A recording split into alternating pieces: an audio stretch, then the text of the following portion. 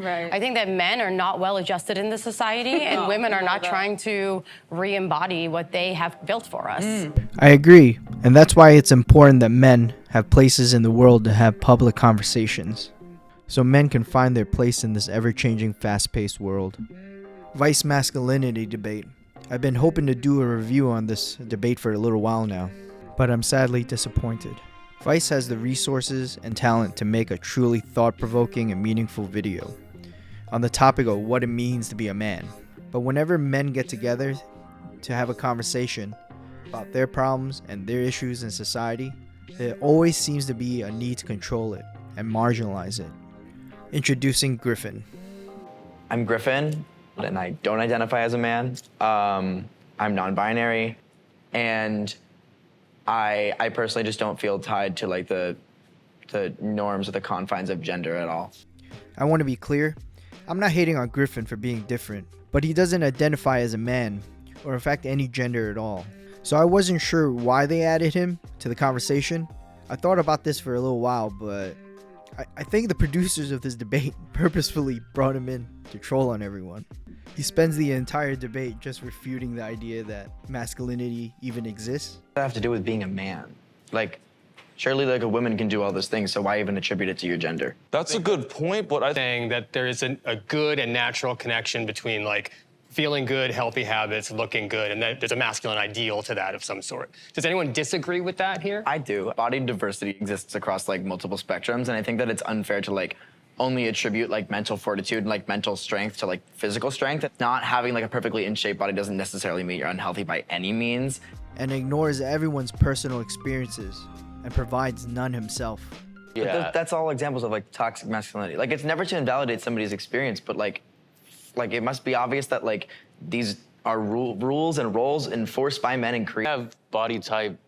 Yeah, I agree with preferences. that. Like I'm not gonna say what it is, but there's certain girls where I'll go on and I'm like, you don't really have what I'm looking. I don't say that. I It's think one that's thing to have fair. a preference and another thing to make like a sweeping like conclusion and then like broadcast it everywhere. No, people are entitled to date their preference. Because And let's not forget, he provided the best one-liner in the entire debate. Also, the trade-off of like going on a date and as the man being like, oh, this sucks, I have to pay, or as the woman being like, oh, this sucks, I might get murdered, is like a pretty big imbalance. You might think I'm reaching a little bit, but I will show you a few examples of what obvious trolling looks like to prove my point.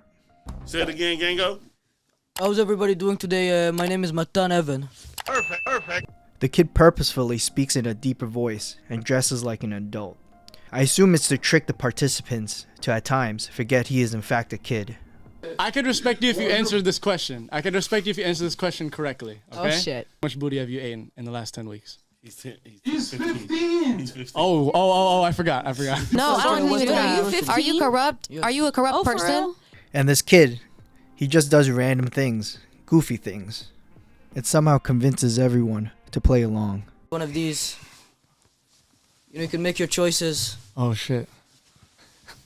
Hey, Yeah, what does this mean if I put this on? What do these represent? I love everybody. I love God. I'm very religious. The guests all seem to just end up arguing with him. You're literally 15. What do you know? You know how to read. Yes, I do know how to read. Name 10 books.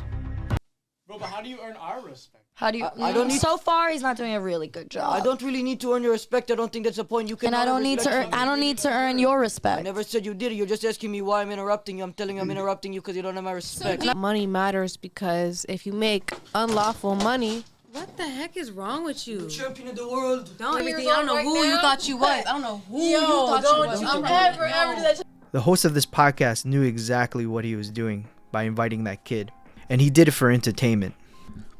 So, understand how this type of trolling works. A group of people get together with full intentions of discussing a topic seriously. And then a random person who has no interest in the topic is introduced. They are introduced to stop and annoy the participants with a possible motivation of entertainment or some kind of hidden agenda. Obviously, the trolling in the Vice panel was a lot less prevalent, but I'm not sure Griffin knew why he was there or bears any fault. The producers of this Vice panel was playing 4D chess.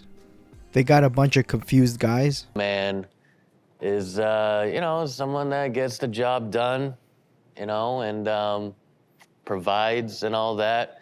I don't even know what that means anymore, but yeah, I don't know. It's changing every day. How do you think it's changing? No, it just seems like everything is changing every day. It's like a new world order. I have a hard time keeping up with stuff, so I feel like tomorrow it's gonna be something else, and people are gonna comment and be like, "You're wrong, it's this now." And then alongside a few broken guys. I think that historically, being a man was rooted in patriarchy and misogyny. And now we realize how harmful that has been over the years. You know, I had a lot of anger. I had a lot of pent-up rage. I had, you know, some combat stress that I had to deal with also that I wasn't. Just to troll them. To be fair, they did gloss over a few pressing issues facing men. For example, loneliness and self-deletion. Even if there might be those privileges, there's also more men who commit suicide, more men incarcerated.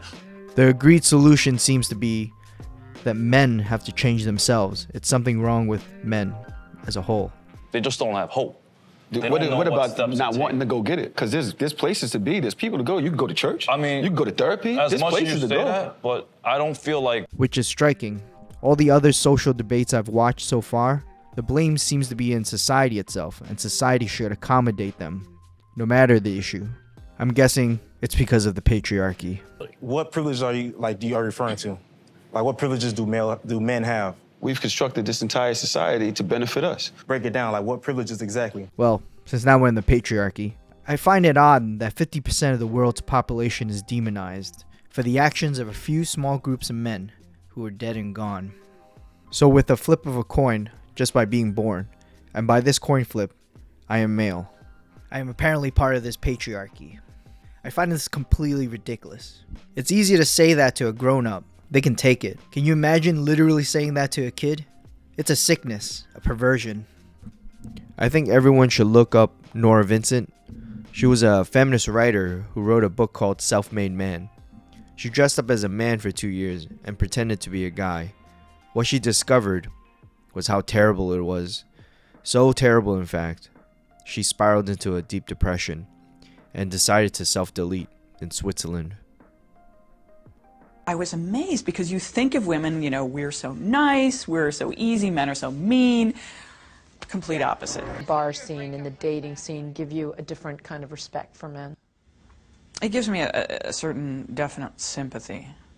And I don't mean that there's any disrespect, but it just makes me understand what's going on. Norah was not harmed physically, but she continued her emotional descent, and a week later checked into a hospital with severe depression. The irony is not lost on Norah that it took a trip into manhood to help her appreciate her own femininity. They have different problems than women have, but they don't have it better. They need our sympathy, they need our love, and they need each other more than anything else. They need to be together. Do you think women understand what it's like to be a man? Not at all. No clue. No idea. I was about to end the video here, but I really can't end a video without at least solving something.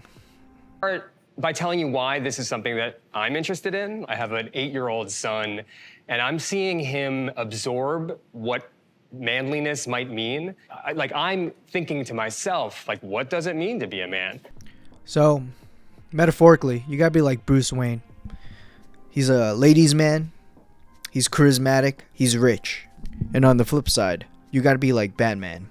You gotta do all the things that no one else wants to do in society. You just have to do it because society says so. And it's different for everyone, but the theme's the same. You just gotta do what you gotta do. How does that feel? It doesn't feel great, but that doesn't stop me from doing what I need to do. If you talk about a little bit of pressure that goes with it, yeah, there's a little bit of pressure. If you can withstand it, you become a successful man. And most importantly, you're gonna have to realize that people are gonna hate you in society, no matter what you do. It's like, as progressive as I may want to be, is the world accepting of that? And you have to take it with a smile, or face the consequences. Like, he cried, oh, that means he's soft, so now I can challenge him. And this is something that I really struggle with. As a black man that grew up in the hood, you couldn't be soft. Still had to do that with women. I had to be a certain way for them to look at me as a man. And if I didn't perform in that manner, they also called me a bitch.